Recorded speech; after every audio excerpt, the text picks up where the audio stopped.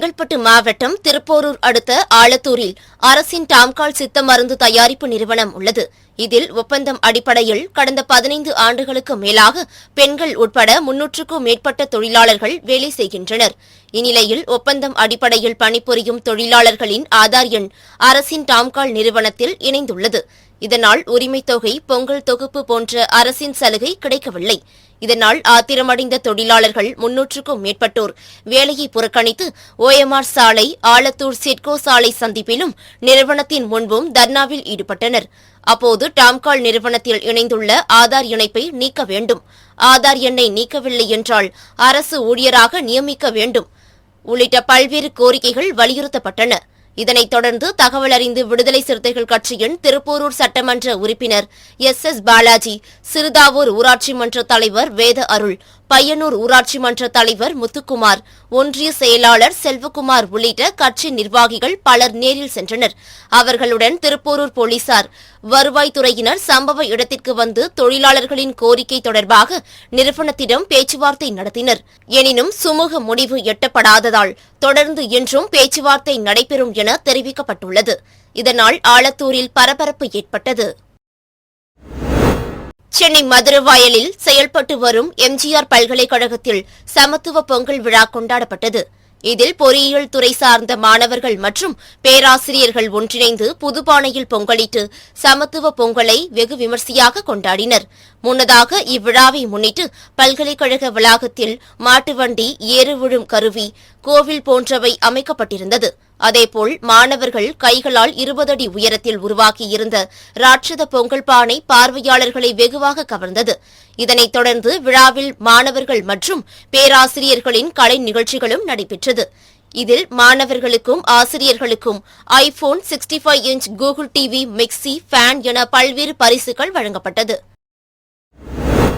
Pudukkottai TVS அருகே தனியாருக்கு சொந்தமான கடையில் தடை செய்யப்பட்ட பிளாஸ்டிக் பொருட்கள் மொத்தமாக விற்பனை செய்வதாக கிடைத்த தகவலின் பேரில் நகராட்சி ஆணையர் ஷியாமலா தலைமையிலான அதிகாரிகள் ஆய்வுப் பணியை மேற்கொண்டனர்.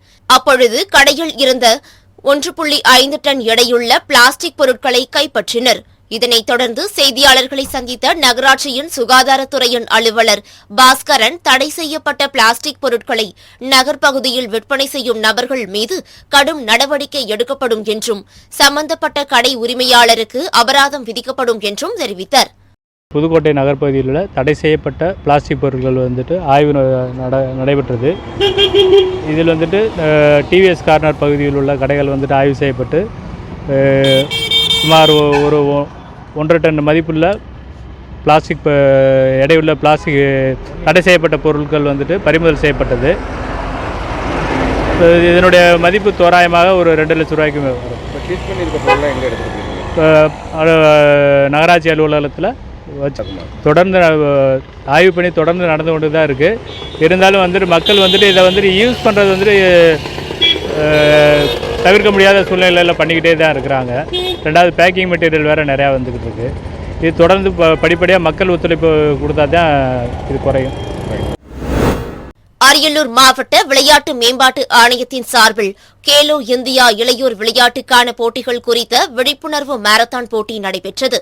மாவட்ட விளையாட்டு மைதானத்தில் இருந்து தொடங்கிய இப்போட்டியை மாவட்ட ஆட்சியர் ஆனிமேரி ஸ்வர்ணா, அரியலூர் சட்டமன்ற உறுப்பினர் சின்னப்பா ஆகியோர் தொடங்கி வைத்தனர். சுமார் 3 கிலோமீட்டர் தூரத்திற்கான மாரத்தான் போட்டியில் முதல் 3 இடங்களில் வெற்றி பெற்ற மாணவ மாணவிகளுக்கு பரிசுகள் வழங்கப்பட்டன.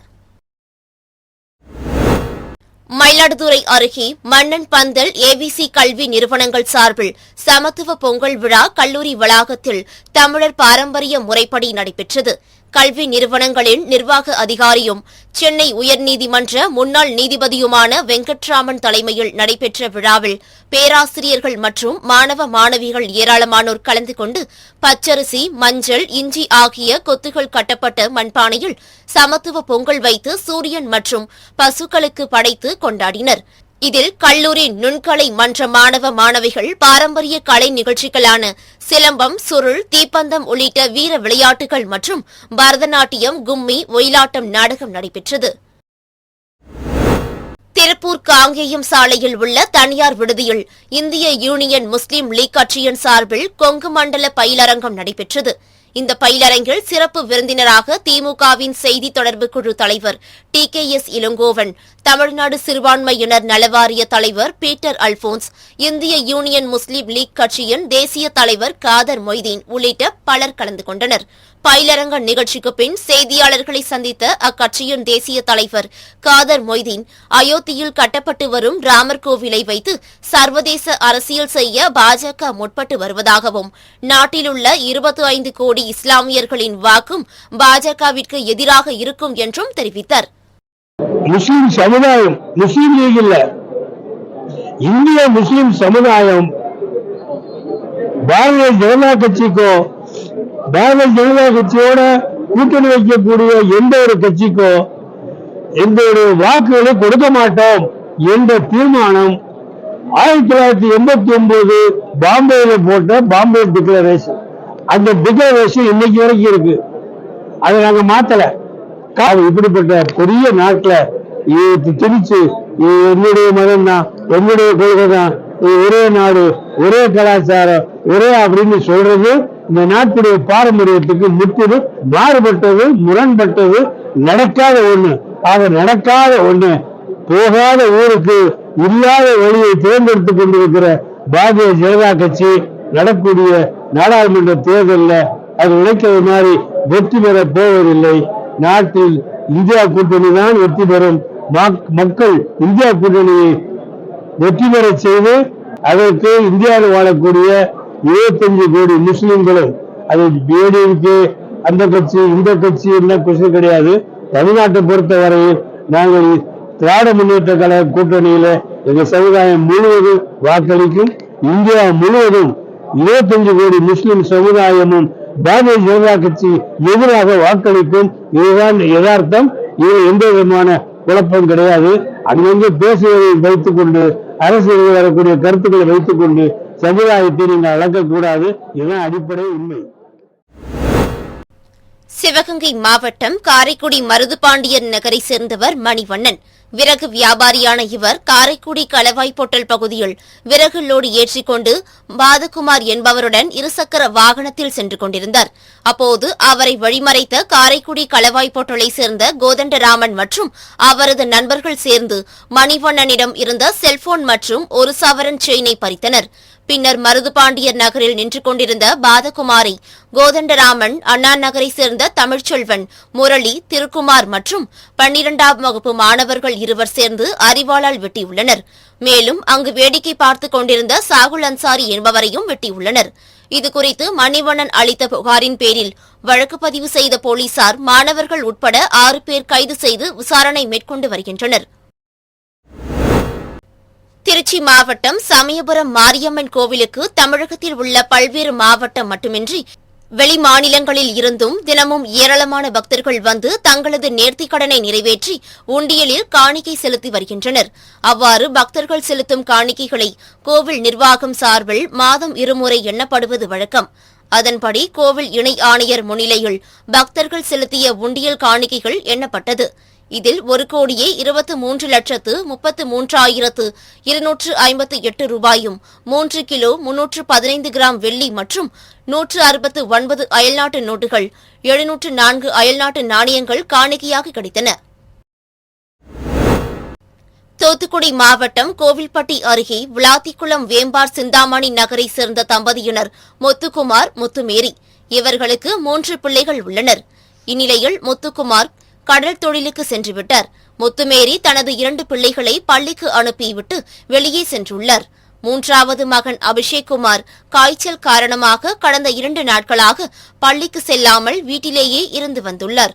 இந்நிலையில் வீட்டில் தனிமையில் இருந்த சிறுவன் அபிஷேக் குமார் கழுத்தில் இரத்த காயங்களுடன் கூச்சலிட்டபோது அவ்வழியாக நடந்து சென்றவர்கள் பார்த்து போலீசாருக்கு தகவல் தெரிவித்துள்ளனர். அதன் பேரில் சம்பவ இடத்திற்கு சென்ற போலீசார் இரத்த காயங்களுடன் இறந்து கிடந்த சிறுவன் அபிஷேக் குமாரின் சடலத்தை கைப்பற்றி பிரேத பரிசோதனைக்கு தூத்துக்குடி மருத்துவக் கல்லூரி மருத்துவமனைக்கு அனுப்பி வைத்தனர். மேலும் இச்சம்பவம் குறித்து விளாத்திக்குளம் காவல் நிலைய போலீசார் வழக்கு பதிந்து விசாரணை நடத்தி வருகின்றனர். திண்டுக்கல் மாவட்டம் கொடைக்கானலில் தோட்டக்கலைத்துறை கட்டுப்பாட்டில் உள்ள பிரயன் பூங்காவில் மே மாதம் மலர் கண்காட்சிக்காக பல்வேறு வகையிலான மலர் செடிகள் வைத்து பராமரிக்கப்பட்டு வருகிறது. இந்நிலையில் பூங்காவின் சுற்றுச்சுவர் சேதமடைந்துள்ளதால் காட்டெருமை, பன்றி உள்ளிட்ட விலங்குகள் பூங்காவிற்குள் புகுந்து மலர் நாற்றுக்களை சேதப்படுத்தி செல்கிறது. இதனால் மலர் கண்காட்சிக்கு தயார்படுத்தப்பட்டு உள்ள செடிகள் அனைத்தும் வீணாகி வருகிறது. இதுகுறித்து பலமுறை தோட்டக்கலைத்துறை அதிகாரிகளிடம் தெரிவித்தும் எந்தவொரு நடவடிக்கையும் தற்போது வரை எடுக்கப்படவில்லை என குற்றம் சாட்டி எழுந்துள்ளது. எனவே பூங்காவை சுற்றி சுற்றுச்சுவர் அமைக்க தோட்டக்கலைத்துறையினர் நடவடிக்கை எடுக்க வேண்டும் என்று சுற்றுலா பயணிகள் கோரிக்கை விடுத்துள்ளனர். திருவாரூர் மாவட்ட தமிழ்நாடு வருவாய்த்துறை கிராம உதவியாளர் சங்கத்தினர் 10 அம்ச கோரிக்கைகளை வலியுறுத்தி மாவட்ட ஆட்சியர் அலுவலகம் முன்பு உண்ணாவிரத போராட்டத்தில் ஈடுபட்டனர். மாவட்ட தலைவர் ஜெயக்குமார் தலைமையில் நடைபெற்ற இந்த போராட்டத்தில் கிராம உதவியாளர்களுக்கு அலுவலக உதவியாளருக்கு இணையான காலமுறை ஊதியம் 15,700 ரூபாய் வழங்க வேண்டும், மாற்றுத்திறனாளி கிராம உதவியாளர்களுக்கு தொடர்ந்து மாற்றுத்திறனாளி ஊர்தி பயணப்படி வழங்க வேண்டும் உள்ளிட்ட 10 அம்ச கோரிக்கைகளை வலியுறுத்தினர். நாகப்பட்டினம் மாவட்டம் வேளாங்கண்ணி அடுத்த தெற்கு பொய்கை நல்லூர் மாரியம்மன் கோவில் அருகே உள்ள அரசினர் உயர்நிலைப் பள்ளியில் 100க்கும் மேற்பட்ட மாணவர்கள் பயின்று வருகின்றனர். இப்பள்ளி கட்டடம் சிதிலடைந்து கட்டடத்தின் மேற்கூரைகள் பெயர்ந்து விழுந்து ஆபத்தான நிலையில் உள்ளது. தற்போது கனமழை பெய்து வருவதால் பள்ளி வறண்டாவிலும் கலையரங்கத்திலும் அமர்ந்து மழைச்சாரலில் மாணவர்கள் கல்வி பயின்று வருகின்றனர். இதுகுறித்து பலமுறை புகார் அளிக்கும் எவ்வித நடவடிக்கையும் எடுக்கவில்லை என பெற்றோர்கள் குற்றம் சாட்டுகின்றனர். மேலும் பள்ளியில் மழைநீர் தேங்கியுள்ளதால் மாணவர்கள் பள்ளிக்கு செல்வதிலும் சிரமம் ஏற்பட்டுள்ளது. எனவே தமிழக அரசு உடனடியாக புதிய கட்டிடம் கட்டித்தர வேண்டும் என பெற்றோர்கள் கோரிக்கை விடுத்துள்ளனர். திருச்சி மாவட்டம் லால்குடி அருகே காணைக்கிளையநல்லூர் கிராமத்தில் அமைக்கப்பட்ட புதிய சார் பதிவாளர் அலுவலகத்தின் திறப்பு விழா நடைபெற்றது. மாவட்ட ஆட்சியர் பிரதீப்குமார் தலைமையில் நடைபெற்ற இந்நிகழ்ச்சியில் நகராட்சி நிர்வாகத்துறை KN நேரு, வணிக வரி மற்றும் பதிவுத்துறை அமைச்சர் மூர்த்தி ஆகியோர் கலந்து கொண்டு புதிய சார் பதிவாளர் அலுவலகத்தை பொதுமக்கள் பயன்பாட்டிற்கு திறந்து வைத்தனர். இதனைத் தொடர்ந்து 4.3 கோடி ரூபாய் மதிப்பில் வந்தலை கூடலூர் சாலையில் 1.4 கிலோமீட்டர் தூரம் வரை பாலம் கட்டுவதற்கான பணியை அமைச்சர் KN நேரு அடிக்கல் நாட்டி தொடங்கி வைத்தார். இந்நிகழ்ச்சியில் சட்டமன்ற உறுப்பினர்கள் லால்குடி சவுந்தரபாண்டியன், மண்ணச்சநல்லூர் C. கதிரவன், முசிறி தியாகராஜன், ஸ்ரீரங்கம் பழனிபாண்டி, துரையூர் ஸ்டான்லி குமார் ஆகியோர் கலந்து கொண்டனர். கோவை மாவட்டம் பொள்ளாச்சி பொன்மலையூர் கிராமத்தில் 1 கோடி ரூபாய் மதிப்பீட்டில் புதிய பள்ளி கட்டடங்கள் கட்டுவதற்கான பணியை வீட்டு வசதித்துறை அமைச்சர் முத்துசாமி அடிக்கல் நாட்டி தொடங்கி வைத்தார். அதனைத் தொடர்ந்து பொள்ளாச்சி நகராட்சிக்கு உட்பட்ட வடுகபாளையம் பகுதியில் முதலமைச்சரின் மருத்துவ காப்பீட்டுத் திட்ட முகாமை பார்வையிட்டு தெற்கு மாவட்ட திமுக சார்பில் ஏழை எளிய மக்கள் 350 பேருக்கு அரிசி பைகளை வழங்கினர். பின்னர் செய்தியாளர்களை சந்தித்த அவர் தமிழகத்தில் 40 ஆண்டுகளுக்கு முன்பு கட்டப்பட்ட பழுதடைந்த வீடுகளுக்கு பதிலாக மாற்றுக் கட்டிடங்கள் கட்டித்தர நடவடிக்கை எடுக்கப்படும் என்று தெரிவித்தார். வீட்டு வசதி வாரியத்துடைய சார்பாக கட்டிடங்கள் கட்டப்பட்டு அது சுயநிதி திட்டத்தின் கீழ் விற்கப்படுகிறது. ஏற்கனவே கட்டிய வீடுகள் ஒரு 3000 வீடுகளுக்கு மேலே விற்காமல் இருந்தது. அதையெல்லாம் விற்பதற்கான ஏற்பாடு செய்து அந்த பணிகள் கொஞ்சம் நடந்திருக்கிறது. பல கட்டிடங்களில் இருக்கிற வீடுகளை வாடகைக்கு விடுவதற்கான ஒரு மாற்றமும் அதில் நாங்கள் ஏற்பாடு செய்திருக்கிறோம். ஏறத்தாழ ஒரு 40 ஆண்டு காலத்திற்கு முன்னாலே கட்டப்பட்ட வீடுகள் பல இடங்களிலே இடிந்து மிக மோசமான நிலைமைக்கு போயிருக்கிறது. அது எல்லாம் சுயநிதி திட்டத்தில் விற்கப்பட்ட வீடுகள். நேரடியாக இப்பொழுது வீட்டு வசதி வாரியத்திற்கும் அதற்கும் சம்மந்தமில்லை என்றாலும் அவர்கள் பாதிக்கப்படுகிறார் என்ற காரணத்தால் வீட்டு வசதி வாரியம் முன்னின்று அவர்களுக்கு உதவி செய்து ஒரு 10 இடங்களிலே அதை மாற்று கட்டிடம் கட்டி கொடுப்பதற்கான ஏற்பாடு செய்யப்பட்டிருக்கிறது. உதாரணமாக சொல்ல வேண்டும் என்று சொன்னால் நம்ம சுங்காநல்லூரில் மொத்தம் 960 வீடுகள் அது மாதிரி பழுதடைந்திருக்கிறது. அதை செய்வதற்கான நடவடிக்கை எடுத்திருக்கிறோம். புதுச்சேரி மாநிலம் வில்லியனூர் அருமாத்தபுரம் திருவிக அரசு உயர்நிலைப் பள்ளி மாணவ மாணவிகள் தலைமை ஆசிரியர் வாசுவின் அறிவுறுத்தலின்படி பொங்கல் வாழ்த்து அட்டையை மீட்டெடுக்கும் வகையில் ஓவிய ஆசிரியர் துணையுடன் பொங்கல் மடலை தயாரித்துள்ளனர். அதில் பல வண்ண ஓவியங்கள் வரைந்து அட்டையின் உள்ளே பொங்கல் வாழ்த்து கவிதையும் எழுதி தங்களது உறவினர்களுக்கும் நண்பர்களுக்கும் அனுப்பி அனைவரின் கவனத்தையும் ஈர்த்துள்ளனர். வங்கக்கடல் மற்றும் மன்னார் வளைகுடா குமரிக்கடல் பகுதியில் பலத்த காற்று வீசக்கூடும் என வானிலை மையம் எச்சரிக்கை விடுத்ததைத் தொடர்ந்து தூத்துக்குடி மாவட்ட மீன்வளத்துறை சார்பில் மீனவர்கள் கடலுக்கு செல்ல வேண்டாம் என்று உத்தரவு பிறப்பிக்கப்பட்டுள்ளது. மேலும் ஆழ்கடல் மீன்பிடிப்பில் ஈடுபட்டுள்ள மீனவர்கள் பத்திரமாக இருக்கவும் அறிவுரை வழங்கப்பட்டுள்ளது. இதன் காரணமாக மாவட்டத்தில் உள்ள 300க்கும் மேற்பட்ட விசைப்படகுகள் மற்றும் 2000த்திற்கும் மேற்பட்ட நாட்டுப் படகுகள் கரையில் நிறுத்தி வைக்கப்பட்டுள்ளது. இதனால் மீனவர்கள் தங்கள் வாழ்வாதாரத்தை இழந்துள்ளனர். மதுரை மாவட்டம் உசிலம்பட்டி தாலுகா காவல் நிலைய பின்புறம் வசித்து வருபவர் மாரிகாளி. விவசாய கூலி தொழிலாளியான இவர் நேற்று இரவு வேலைக்கு சென்றுவிட்டு வீட்டிற்கு செல்லும்போது பாதையில் இருந்த கண்ணாடி விரியன் பாம்பை தெரியாமல் மிதித்துள்ளார். அப்போது விஷப்பாம்பு கடித்து மாரிக்காலை படுகாயமடைந்துள்ளார். இதனையடுத்து அருகிருந்தவர்கள் அவரை மீட்டு உசிலம்பட்டி அரசு மருத்துவமனைக்கு அனுப்பி வைத்தனர். அங்கு அவருக்கு முதலுதவி சிகிச்சை அளிக்கப்பட்டு உயிருக்கு ஆபத்தான நிலையில் மேல் சிகிச்சைக்காக மதுரை அரசு ராஜாஜி மருத்துவமனைக்கு அனுப்பி வைக்கப்பட்டார். இதுகுறித்து தகவல் அறிந்து வனத்துறையினர் சம்பவ இடத்திற்கு சென்று விஷப்பாம்பை பிடித்து சென்று வனப்பகுதியில் விட்டனர். நாகை மாவட்டம் வேதாரண்யம் அடுத்த தலைஞாயிறில் அமைந்துள்ள தமிழ்நாடு டாக்டர் ஜே ஜெயலலிதா மீன்வள பல்கலைக்கழகம், டாக்டர் எம்ஜிஆர் மீன்வள கல்லூரி மற்றும் ஆராய்ச்சி நிலையக் கல்லூரியில் 3.9 கோடி ரூபாய் மதிப்பில் புதிய கட்டடங்கள் கட்டப்பட்டது. இதன் திறப்பு விழாவில் சட்டத்துறை அமைச்சர் ரகுபதி, மீன்வளம் மற்றும் கால்நடை பராமரிப்புத்துறை அமைச்சர் அனிதா ராதாகிருஷ்ணன், தமிழ்நாடு மீன் வளர்ச்சிக் கழக தலைவர் கௌதமன் ஆகியோர் கலந்து கொண்டு புதிய கட்டடங்களை திறந்து வைத்தனர். இந்நிகழ்ச்சியில் மாவட்ட வருவாய் அலுவலர் செல்ஃபி பேபி உள்ளிட்ட அரசு அதிகாரிகள் கலந்து கொண்டனர். தேனி மாவட்டம் கம்பத்தில் உள்ள போக்குவரத்து பணிமனை அருகே அரசு போக்குவரத்து ஊழியர்கள் பல்வேறு கோரிக்கைகளை வலியுறுத்தி ஆர்ப்பாட்டத்தில் ஈடுபட்டனர். பின்னர் கம்பம் தேனி நெடுஞ்சாலையில் அமர்ந்து சாலை மறியலில் ஈடுபட்டனர். இதனையடுத்து தகவலறிந்து சம்பவ இடத்திற்கு வந்த காவல்துறையினர் மறியலில் ஈடுபட்ட 61 பேரை கைது செய்து நகராட்சி சமுதாய கூடத்தில் அடைத்து வைத்தனர். அரசு போக்குவரத்து ஊழியர்களின் இந்த ஆர்ப்பாட்டத்தால் அப்பகுதியில் பரபரப்பு ஏற்பட்டது. தேனி மாவட்டம் ஆண்டிப்பட்டி தாலுகா வருசநாடு முதல் சிங்கராஜபுரம் வழியாக செல்லும் சாலையை பூசன்னோத்து, காந்திபுரம், அரண்மனைப்புதூர், கோடாலியோத்து, ஒட்டணை போன்ற கிராம மக்கள் பயன்படுத்தி வருகின்றனர். இந்நிலையில் வருசநாடு பகுதியில் பெய்த தொடர் மழை காரணமாக சாலைகள் முற்றிலும் சேதமடைந்து தண்ணீர் தேங்கியுள்ளது. இதனால் இருசக்கர வாகன ஓட்டிகள் கடும் சிரமத்திற்குள்ளாகியுள்ளனர்.